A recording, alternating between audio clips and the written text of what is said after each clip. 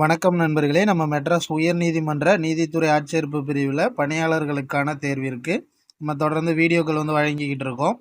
அந்த வகையில் நம்ம இலவச மாதிரி தேர்வு நடத்த திட்டமிட்டு அதை தொடர்ந்து நடத்திக்கிட்டு இருக்கோம். இதில் பார்த்தீங்கன்னா இது 2வது இலவச மாதிரி தேர்வு. இதற்கான வினாக்கள் பார்த்தீங்கன்னா காலையில் வழங்கப்பட்டது. அதற்கான விடைகள் இந்த வீடியோவில் பார்க்கலாம். முதலாவது கேள்வி, தமிழ் மொழியின் உபநிடதம் என்று போற்றப்படும் நூல். அதாவது தமிழ் மொழியின் உபநிடதம். இதற்கான ஆன்சர் பார்த்தீங்கன்னா ஆப்ஷன் ஏ, தாய்மானவர் பாடல்கள். அதாவது இந்த தாய்மானவர் யாருன்னு பார்த்தீங்கன்னா திருச்சியை ஆண்ட விஜய ரகுநாத சொக்கலிங்கரிடம் தலைமை கணக்கராக பணிபுரிந்திருப்பார். அவர் எழுதிய பாடல்களின் தொகுப்பு தான் தாய்மானவர் பாடல்கள் அப்படின்ட்டு சொல்கிறாங்க. இவர் பார்த்தீங்கன்னா பராபர கன்னி அப்படிங்கிற நூலை எழுதியிருப்பார். இரண்டாவது கேள்வி பார்த்தீங்கன்னா தாராபாரதியின் இயற்பெயர் என்ன? இதற்கான ஆன்சர் பார்த்தீங்கன்னா ஆப்ஷன் சி, ராதாகிருஷ்ணன்.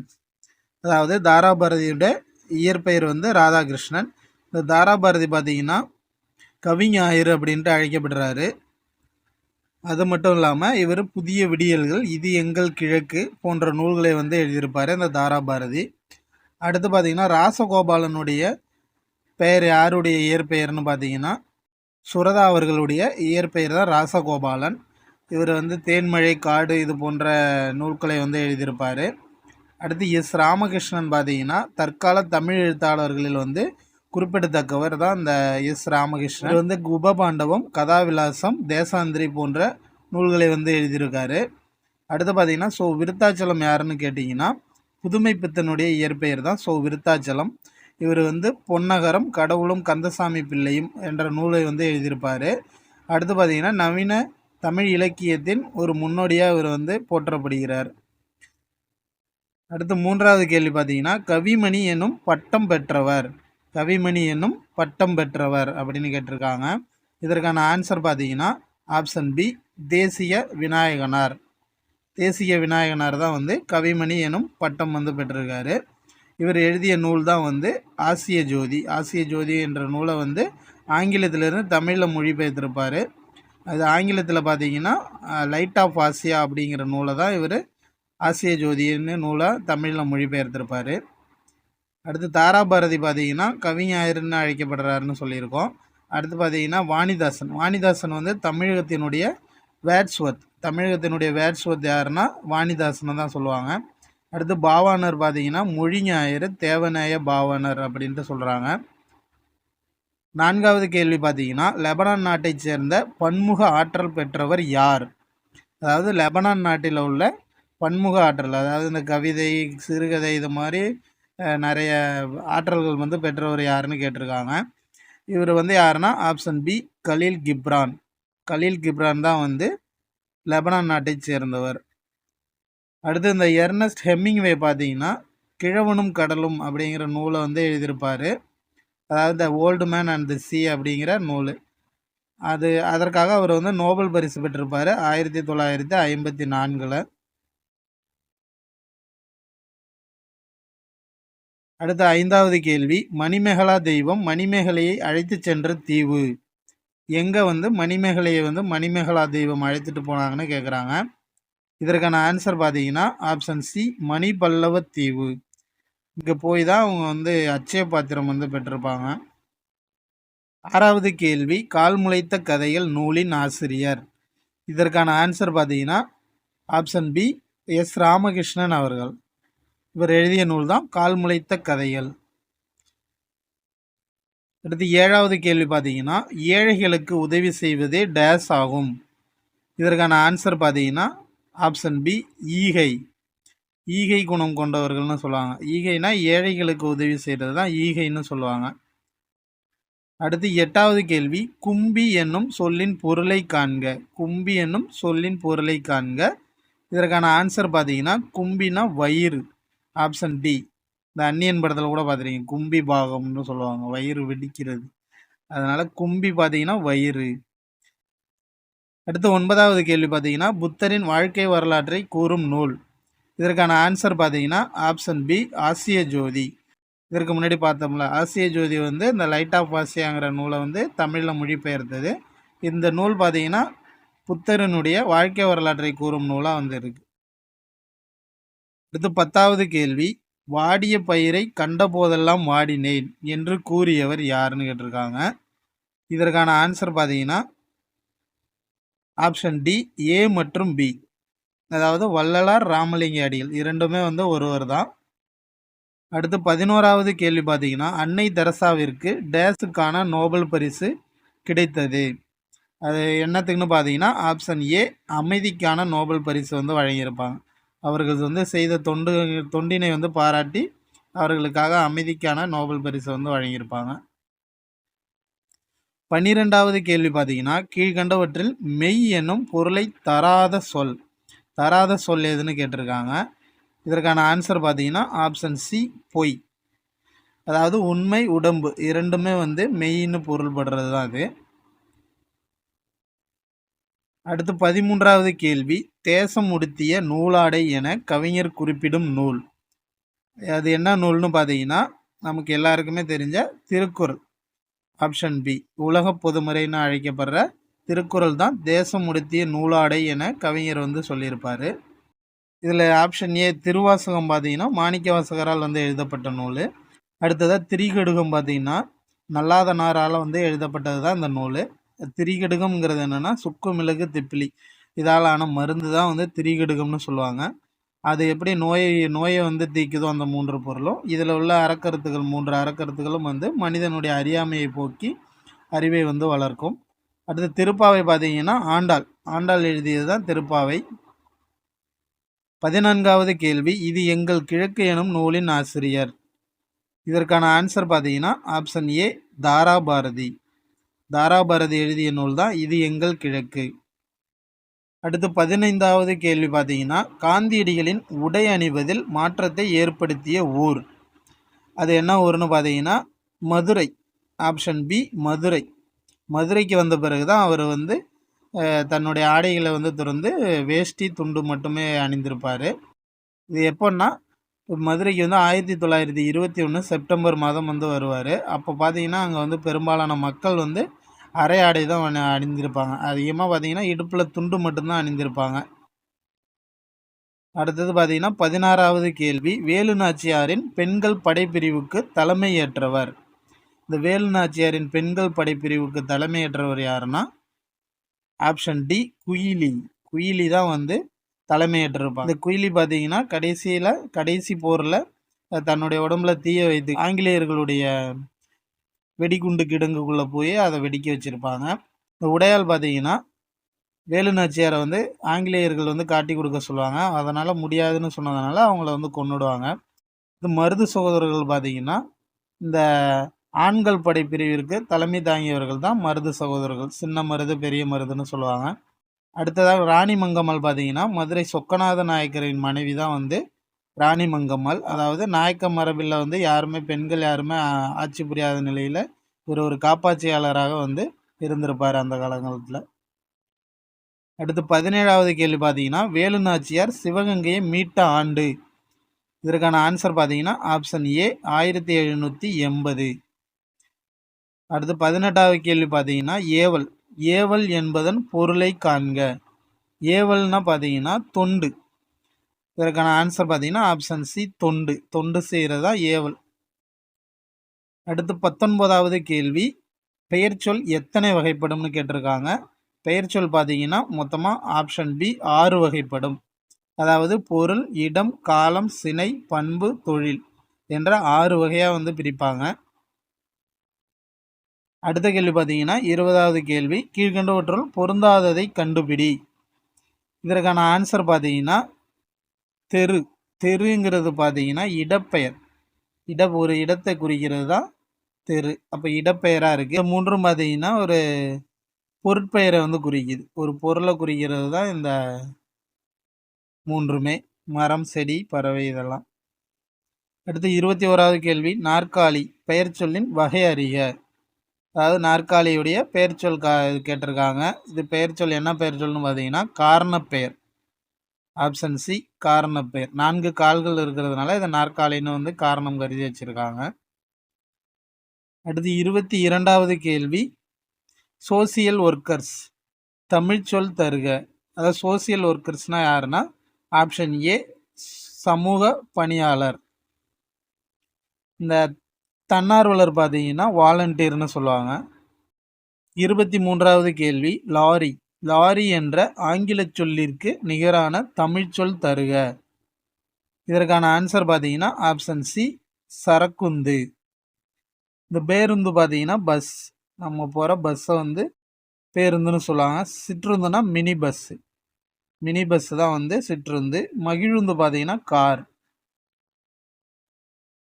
அடுத்து 24வது கேள்வி ஒரு பொருளின் இயல்பை மிகைப்படுத்தி அழகுடன் கூறுவது. இதற்கான ஆன்சர் பார்த்தீங்கன்னா ஆப்ஷன் பி உயர்வு நவிர்ச்சி அணி. 25வது கேள்வி நானிலம் எனும் சொல்லை பிரித்து எழுத கிடைப்பது. நானிலம் எனும் சொல்லை பிரித்து எழுத கிடைப்பது. இதற்கான ஆன்சர் பார்த்தீங்கன்னா ஆப்ஷன் சி 4 + நிலம். அடுத்து 26வது கேள்வி பெருமை + வானம். பெருமை + வானம் எனும் சொல்லினை சேர்த்து எழுத கிடைப்பது. இதற்கான ஆன்சர் பார்த்தீங்கன்னா ஆப்ஷன் பி பெருவானம். அடுத்ததாக 27வது கேள்வி உழைக்கும் மக்கள் தம் களைப்பை மறக்க உற்சாகத்துடன் பாடும் பாடல். இதற்கான ஆன்சர் பார்த்தீங்கன்னா ஆப்ஷன் ஏ நாட்டுப்புற பாடல். அதாவது நாட்டுப்புற பாடல் தான் வந்து உற்சாகத்துடன் நம்மளுடைய களைப்பு தெரியாமல் இருக்கிறதாக பாடுவாங்க. இந்த நாட்டுப்புற பாடல் வந்து காதல் கேட்டு வாய்மொழியாகவே வந்து இதுவரையும் வழங்கப்பட்டு வருது. இந்த வாய்மொழி இலக்கியங்கள் அப்படின்ட்டு இந்த நாட்டுப்புற பாடல்களை வந்து சொல்கிறாங்க. கானா பாடல்கள் பார்த்தீங்கன்னா சென்னையில் பாடப்படுற பாடல்கள் தான் கானா பாடல்கள். ஒப்பாரி பாடல் பார்த்தீங்கன்னா இறந்தவருக்காக பாடப்படுறது தான் ஒப்பாரி பாடல். அடுத்து 28வது கேள்வி கடலும் கடல் சார்ந்த இடமும் டேஸ். இதற்கான ஆன்சர் பார்த்தீங்கன்னா ஆப்ஷன் டி நெய்தல். அதாவது நெய்தல் தான் கடலும் கடல் சார்ந்த இடமும். இந்த நெய்தல் நிலத்தினுடைய மக்கள் பார்த்தீங்கன்னா பரதவர் பரத்தியர். இவர்களுடைய தொழில் பார்த்தீங்கன்னா மீன் பிடித்தல் உப்பு விளைவித்தல். குறிஞ்சி வந்து மலையும் மலை சார்ந்த இடமும், முல்லை வந்து காடும் காடு சார்ந்த இடமும், மருதம் பார்த்தீங்கன்னா வயலும் வயல் சார்ந்த இடமும். 29வது கேள்வி பாலோடு வந்து கூழோடு பெயரும் எனும் அடியில் இடம்பெற்றுள்ள நூல். இது என்ன நூல்னு பார்த்தீங்கன்னா ஆப்ஷன் பி குறுந்தொகை. குறுந்தொகையில் தான் பாலோடு வந்து கூழோடு பெயரும். இந்த கூ ஞாபகம் வச்சுக்கோங்க. அடுத்து பார்த்தீங்கன்னா 30வது கேள்வி ஆ இ ஆகிய சுட்டெழுத்துக்கள் அந்த இந்த என திரிந்து சுட்டுப்பொருளை தருவது. இதற்கான ஆன்சர் பார்த்தீங்கன்னா ஆப்ஷன் சி சுட்டுத்திரிபு. அடுத்ததாக 31வது கேள்வி காந்தியடிகளை பெரிதும் கவர்ந்த நூல். அதாவது காந்தியடிகளை வந்து பெரிதும் கவர்ந்த நூல் எதுன்னு பார்த்தீங்கன்னா ஆப்ஷன் ஏ திருக்குறள். திருக்குறள் தான் ஒரு வாய்மை பேச வந்து கத்திருப்பார். அடுத்து பார்த்தீங்கன்னா 32வது கேள்வி பொருந்தாத சொல்லை கண்டுபிடி. இதற்கான ஆன்சர் பார்த்தீங்கன்னா ஆப்ஷன் பி போ. போ என்பது பார்த்தீங்கன்னா வினைச்சொல். வினைச்சொல்லை குறிக்கிறது தான் போ. மற்றவை பார்த்தீங்கன்னா இது மூன்றுமே இடைச்சொல்லை வந்து இது குறிக்கிறது தான் இந்த மூன்றுமே. மற்ற ஐ இதெல்லாம் இடைச்சொல். போ என்பது மட்டும் வினைச்சொல். அடுத்ததாக 33வது கேள்வி தீர்க்கதரிசி எனும் நூலினை மொழிபெயர்த்தவர். இதற்கான ஆன்சர் பார்த்தீங்கன்னா ஆப்ஷன் ஏ புவியரசு. அதாவது இந்த கலீல் கிப்ரானுங்கிறவர் எழுதிய நூலை தான் தீர்க்கதரிசி என்ற பெயரில் புவியரசு அவர்கள் வந்து மொழிபெயர்த்திருப்பார். 34வது கேள்வி பார்த்தீங்கன்னா அமுத சுரபி எனும் பாத்திரம் தோன்றும் மாதம். இது எந்த மாதத்தில் தோன்றும்னா ஆப்ஷன் சி வைகாசியில் முழு நிலவு அதாவது பௌர்ணமி அன்று தான் வந்து இந்த வைகாசி மாதத்தில் இந்த அமுத சுரபி அச்சய பாத்திரம்னு சொல்லுவாங்க அது வந்து தோன்றுமா. அடுத்ததாக பார்த்தீங்கன்னா 35வது கேள்வி மணிமேகலை கையில் இருந்த அமுத சுரபியில் உணவு இட்ட பெண் டேஸ். இதற்கான ஆன்சர் பார்த்தீங்கன்னா ஆப்ஷன் பி ஆதிரை. ஆதிரை தான் முதலாக அந்த அமுத சுரபியில் வந்து உணவு இட்டிருப்பாங்க. 36வது கேள்வி பார்த்தீங்கன்னா ஒருவர் செய்யக்கூடாதது. இதற்கான ஆன்சர் பார்த்தீங்கன்னா ஆப்ஷன் பி தீவினை. தீவினை தான் யாருமே வந்து செய்யக்கூடாது. நம்மளுக்கும் யாரும் செய்யக்கூடாது, நம்மளும் அடுத்தவங்களுக்கு செய்யக்கூடாது. 37வது கேள்வி பார்த்தீங்கன்னா குழந்தைகளை பாதுகாப்போம். குழந்தைகளை பாதுகாப்போம் எனும் இயக்கத்தை தொடங்கியவர். இதற்கான ஆன்சர் பார்த்தீங்கன்னா ஆப்ஷன் ஏ கைலாஷ் சத்யார்த்தி. இது 38வது கேள்வி பார்த்தீங்கன்னா, காளிதாசனின் தேனிசை பாடல்கள் எதிரொலிக்கும் இடம். காளிதாசனின் தேனிசை பாடல்கள் எதிரொலிக்கும் இடம் என்னன்னு பார்த்தீங்கன்னா, ஆப்ஷன் ஏ காவிரிக்கரை.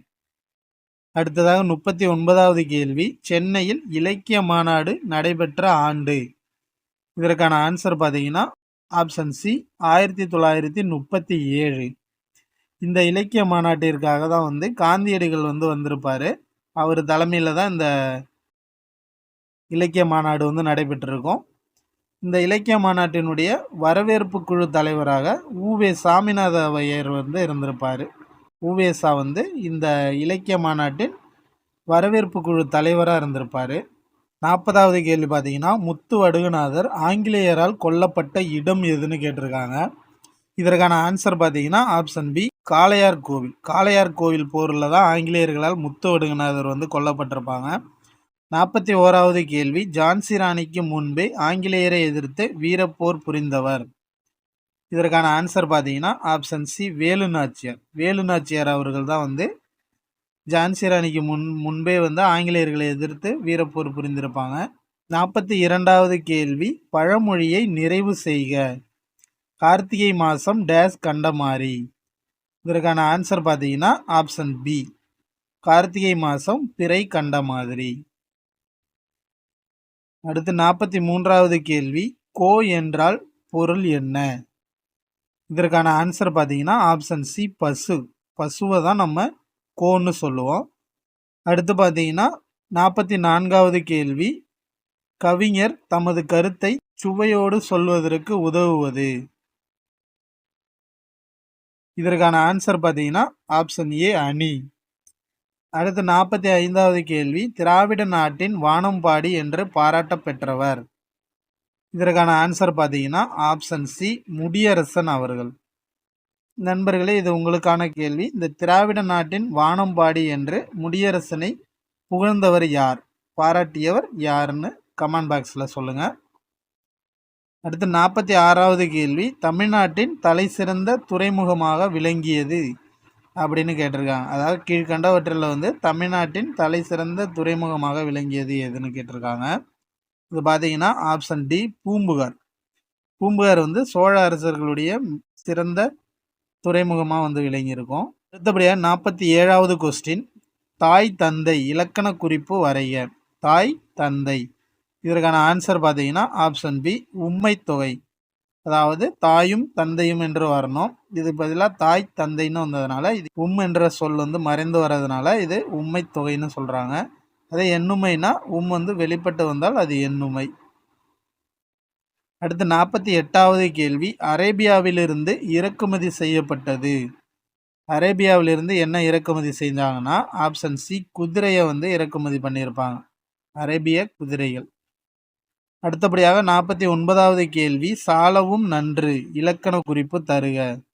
இதற்கான ஆன்சர் பார்த்தீங்கன்னா, சாலன்னா உரிச்சொற்றொடர், சாலவும் நன்றும். இதற்கான ஆன்சர் பார்த்தீங்கன்னா, ஆப்ஷன் ஏ உரிச்சொல் தொடர். அடுத்து 50வது கேள்வி, வீட்டு பயன்பாட்டிற்காக பொருள் வாங்குபவர். இந்த பொருள் வாங்குபவர் யாருன்னு பார்த்தீங்கன்னா, ஆப்ஷன் டி நுகர்வோர். அதே பொருள் விற்பவர்னா வணிகர்.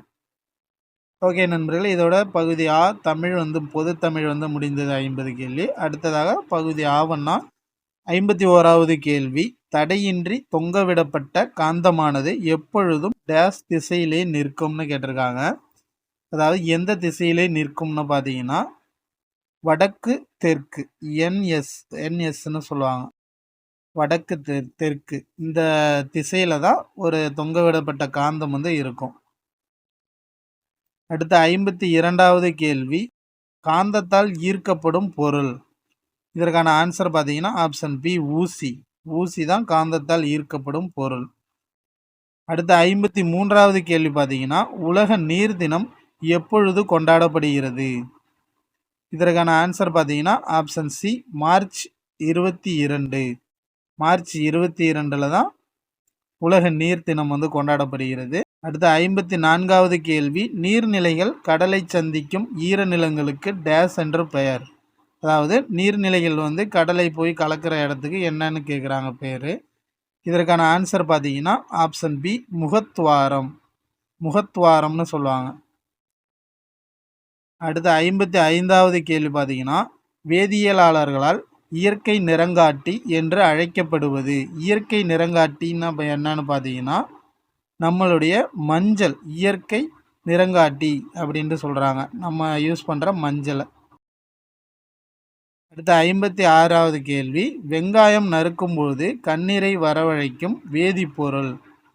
இதற்கான ஆன்சர் பார்த்தீங்கன்னா option B propanethial S oxide.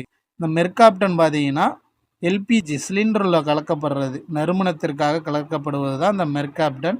Nitrous oxide பார்த்தீங்கன்னா சிரிப்பு நுகர்ந்து பார்த்தோம்னா நமக்கு சிரிப்பு வந்துக்கிட்டே இருக்கும். மீத்தேன் வாயு பார்த்தீங்கன்னா படிம வாயுன்னு சொல்லுவாங்க, அதாவது பூமிக்கு அடியில் உள்ள வாயு இது. அடுத்த 57வது கேள்வி, சிமெண்டை முதலில் கண்டுபிடித்தவர் யார்? இதற்கான ஆன்சர் பார்த்தீங்கன்னா ஆப்ஷன் ஏ வில்லியம் ஆஸ்பிடின். வில்லியம் ஆஸ்பிடின் தான் சிமெண்டை முதல்ல கண்டுபிடிச்சிருப்பார். இவர் எங்கன்னா இங்கிலாந்து நாட்டில் போர்ட்லேண்டர் அப்படிங்கிற இடத்துல கண்டுபிடிச்சிருப்பாங்க. இந்த போர்ட்லேண்ட் சிமெண்ட்டுன்னு தான் இதை முதல்ல அழைச்சிருப்பாங்க. இது எப்போ கண்டுபிடிச்சாங்கன்னா 1824 தான் சிமெண்டை கண்டுபிடிச்சிருப்பாங்க. அடுத்த 58வது கேள்வி, பீனால் என்பது டேஸ். இதற்கான ஆன்சர் பார்த்தீங்கன்னா ஆப்ஷன் சி கார்பாலிக் அமிலம். இதனுடைய மூலக்கூறு வாய்ப்பாடு பார்த்தீங்கன்னா C6H5OH. இதுதான் இதனுடைய மூலக்கூறு வாய்ப்பாடு. அடுத்த 59வது கேள்வி, யூரியா கனிம உரம் என்றால் மண்புழு டேஸ் உரம். இதற்கான ஆன்சர் பார்த்தீங்கன்னா ஆப்ஷன் டி ஏ மற்றும் பி. அதாவது இதை கரிம உரம்னு சொல்லுவாங்க, இல்லை இயற்கை உரம்னு சொல்லுவாங்க. அடுத்ததாக 60வது கேள்வி, கரும்பலகையில் எழுதும் பொருள் தயாரிக்க பயன்படுவது. கரும்பலகையில் எழுதுகிற சாக் பீஸை தயாரிக்க பயன்படுவது எதுன்னு கேட்டிருக்காங்க. இதற்கான ஆன்சர் பார்த்தீங்கன்னா ஆப்ஷன் ஏ பாரிஸ் சாந்து. பாரிஸ் சாந்து நமக்கு பயன்படுது.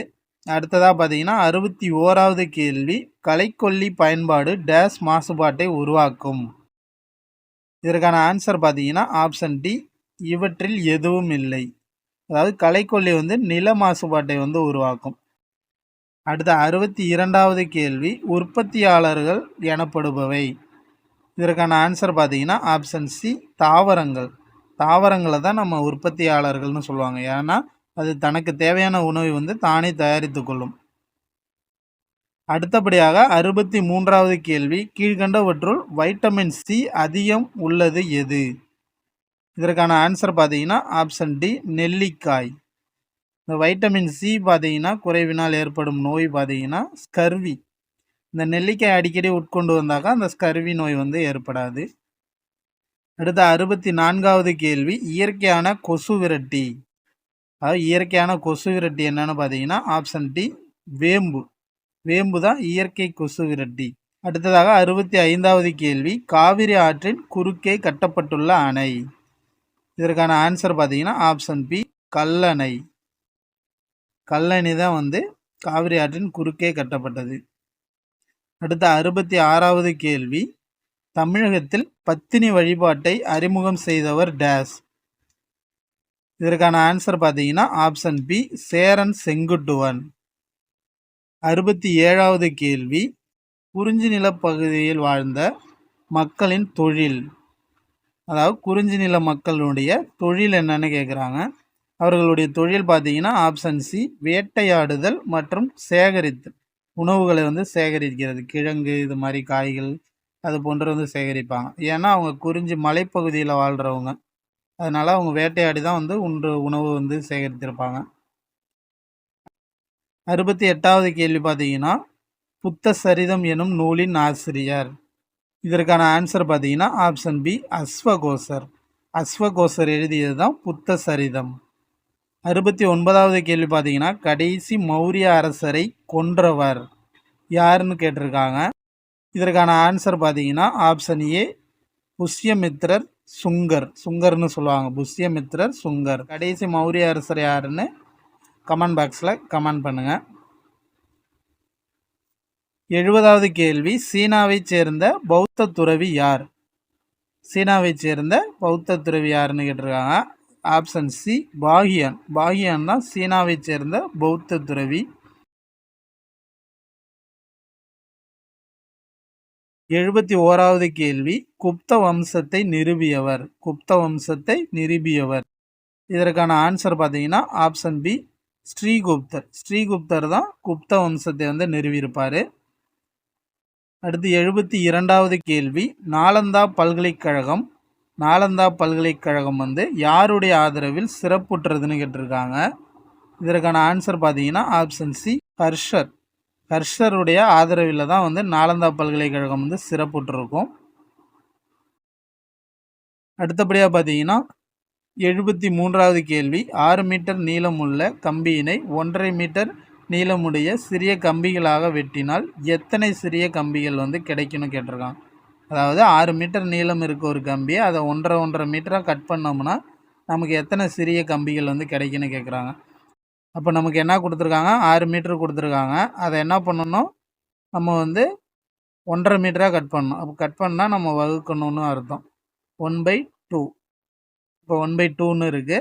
இதில் பார்த்தீங்கன்னா இதை பெருக்கணும்னா நமக்கு 6 வகுத்தல் 3/2ன்னு மாறும். இந்த 3/2வை வந்து நம்ம இந்த வகுத்தலை வந்து பெருக்கலாக மாற்றினா தான் நம்ம இதை சால்வ் பண்ண முடியும். அப்போ பார்த்தீங்கன்னா 6 இன்டு இதை வந்து தலைகீழாக மாற்றிக்கணும், 2/3. அப்போ இதை அடித்தோம்னா நமக்கு 2 வரும். 2 இன்டு 2 4. அப்போ வந்து 4 சிறிய துண்டுகளாக வந்து மாற்றலாம். ஆப்ஷன் பி இதற்கான ஆன்சர் பார்த்தீங்கன்னா ஆப்ஷன் பி. 74வது கேள்வி, ஒரு சதுரத்தின் பக்கம் 5 சென்டிமீட்டர் எனில் அதன் சுற்றளவு காண்க.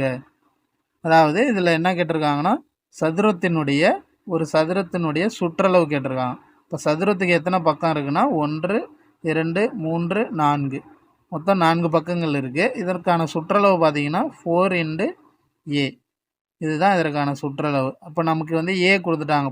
ஒரு பக்கத்தினுடைய நீளம் எவ்வளோன்னா 5 சென்டிமீட்டர்னு கொடுத்துருக்காங்க, 5 சென்டிமீட்டர். அப்போ 4 இன்டு 5 5 20 சென்டிமீட்டர் தான் இதற்கான சுற்றளவு. இதற்கான ஆன்சர் பார்த்தீங்கன்னா ஆப்ஷன் ஏ 20 சென்டிமீட்டர்.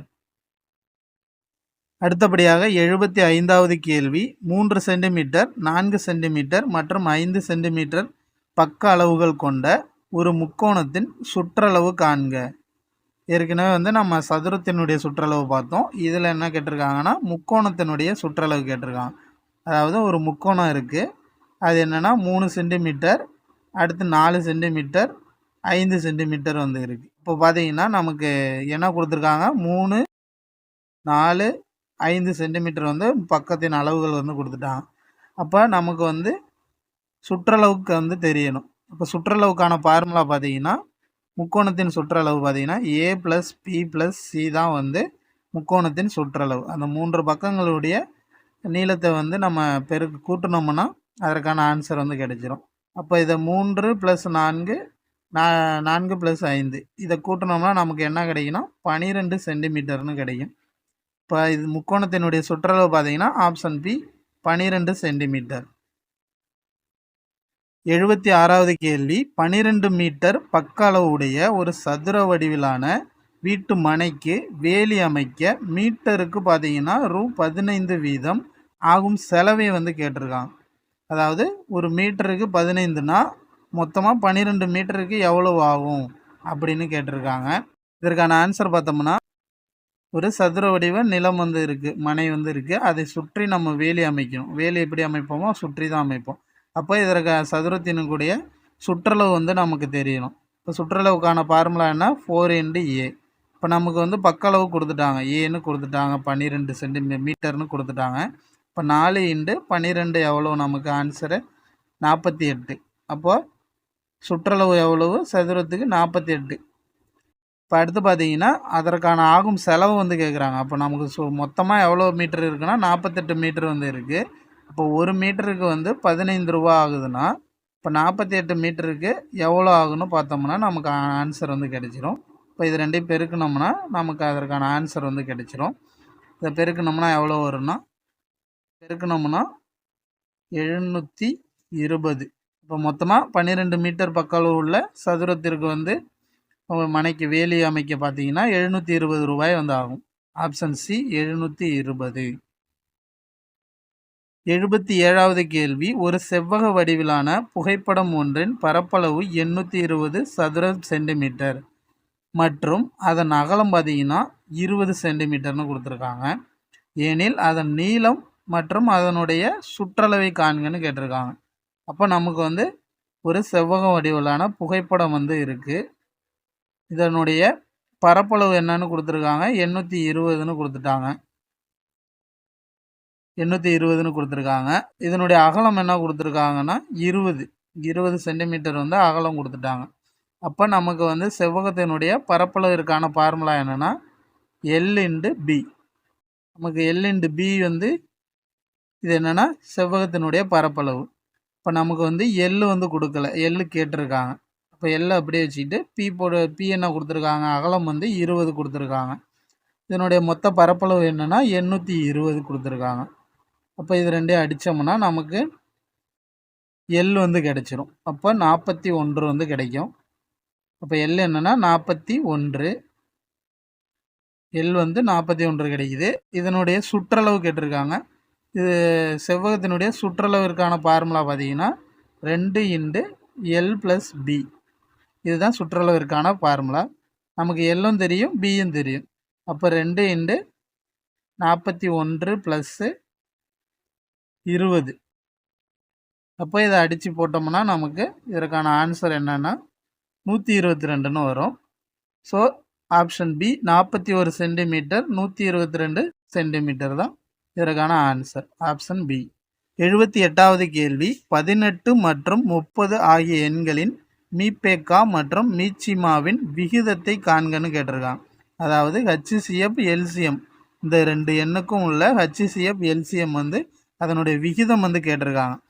அப்போ நம்ம வந்து 18, 30 இதற்கான HCF LCM வந்து கண்டுபிடிக்கணும்.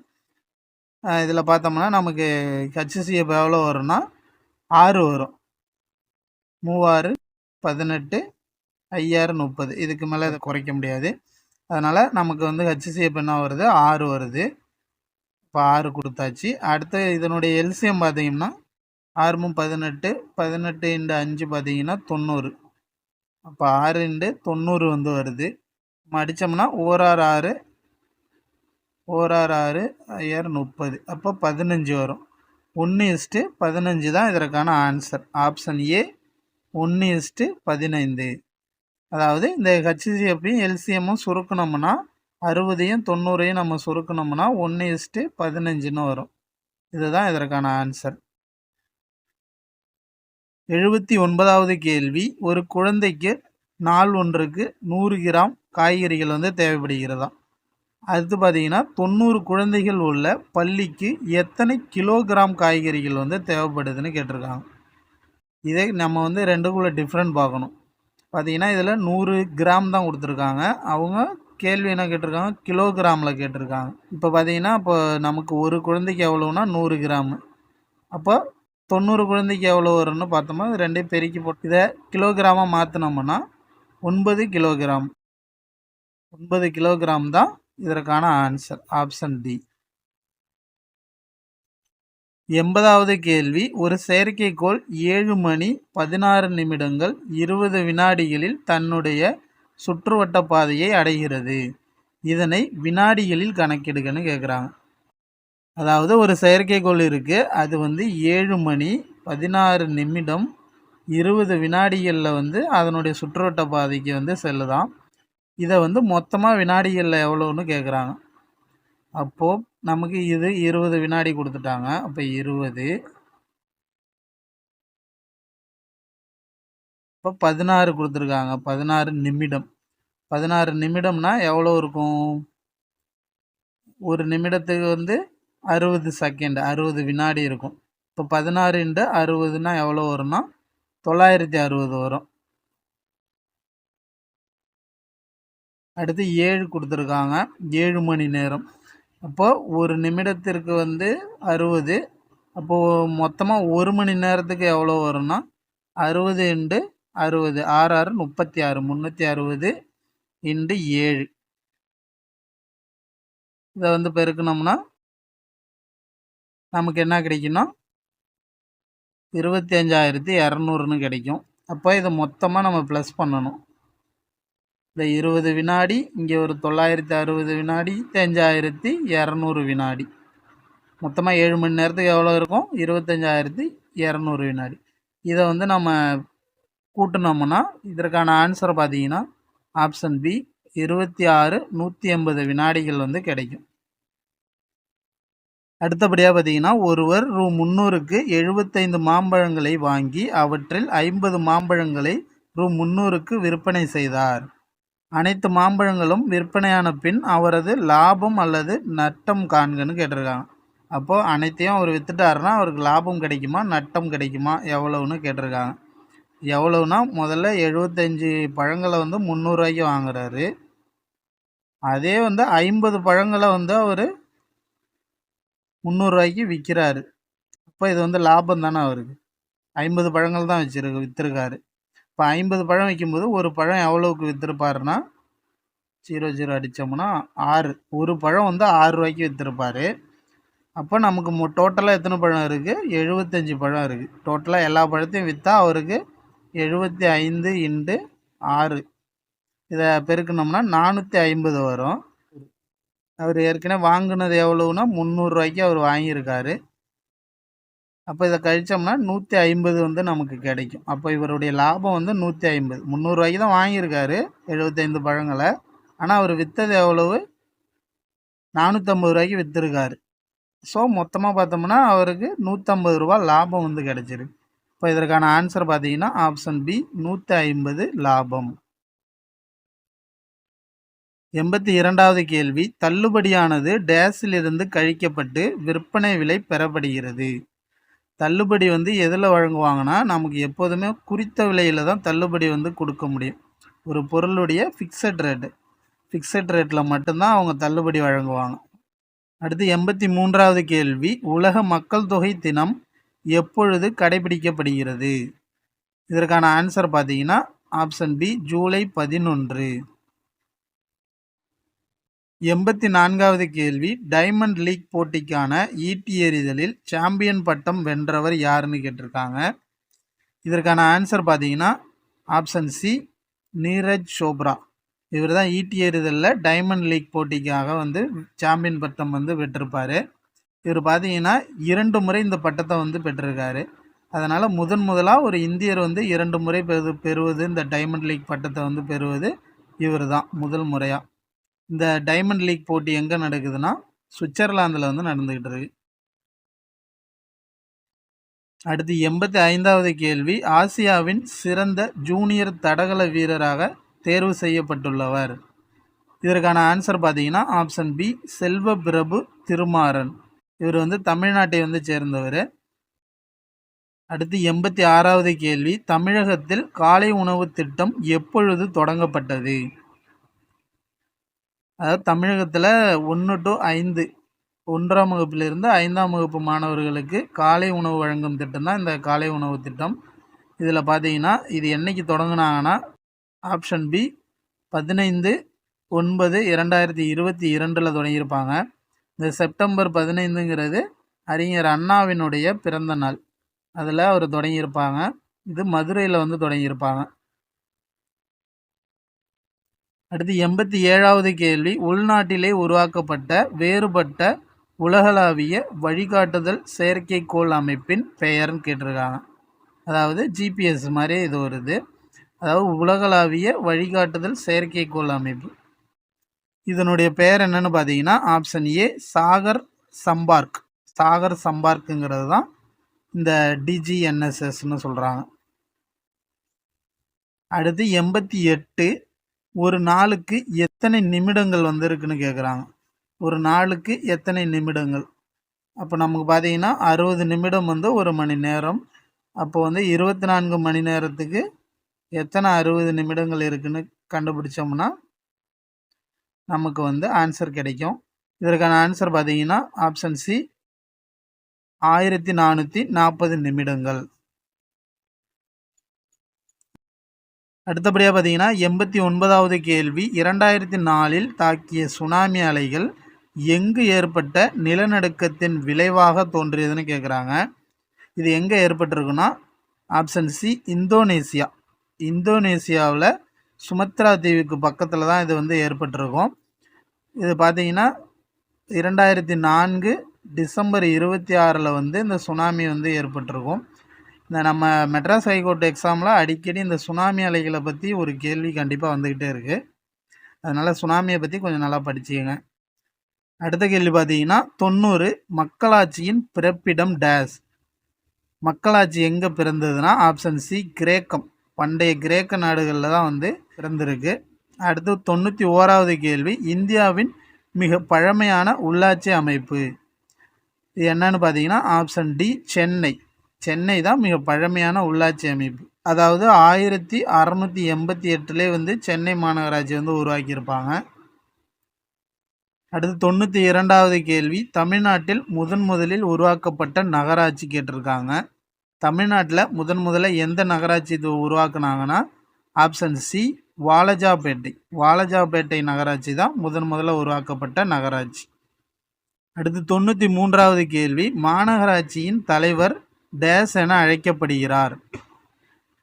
இதற்கான ஆன்சர் பார்த்தீங்கன்னா ஆப்ஷன் ஏ மேயர். மேயர் தான் வந்து மாநகராட்சியினுடைய தலைவர். அடுத்து 94வது கேள்வி, பஞ்சாயத்து ராஜ் சட்டம் கொண்டு வரப்பட்ட ஆண்டு. இதற்கான ஆன்சர் பார்த்தீங்கன்னா ஆப்ஷன் பி ஏப்ரல் 24 வந்து இந்த சட்டம் கொண்டு வந்திருப்பாங்க. அதன் பிறகு தேசிய பஞ்சாயத்து ராஜ் தினமாக வந்து இந்த ஏப்ரல் 24 இதுவரை வந்து கொண்டாடிக்கிட்டு வரோம்.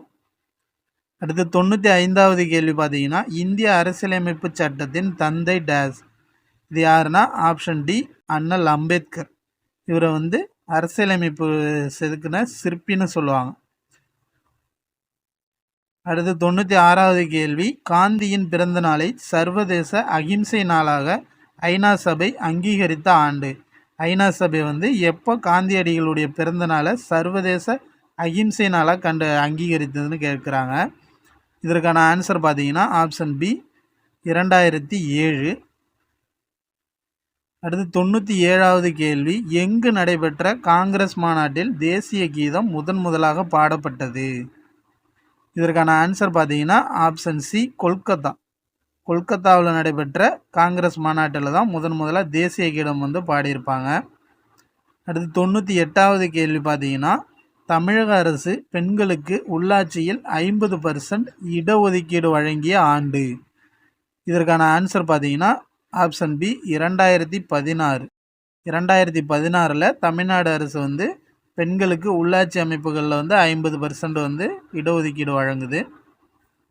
அடுத்து 99வது கேள்வி பார்த்தீங்கன்னா மாமல்லன் எனும் பட்டம் பெற்றவன் டேஸ்னு கேட்டிருக்காங்க. இதற்கான ஆன்சர் பார்த்தீங்கன்னா ஆப்ஷன் சி முதலாம் நரசிம்மவர்மன் தான் மாமல்லன் அழைக்கிறாங்க. அதாவது மற்போரில் சிறந்தவன் தான் மாமல்லன். அடுத்த 100வது கேள்வி, லாஸ்ட் கேள்வி என்னன்னு பார்த்தீங்கன்னா கீழ்காண்பவர்களில் வைகுண்ட பெருமாள் கோயிலை கட்டியது யாருன்னு கேட்டிருக்காங்க.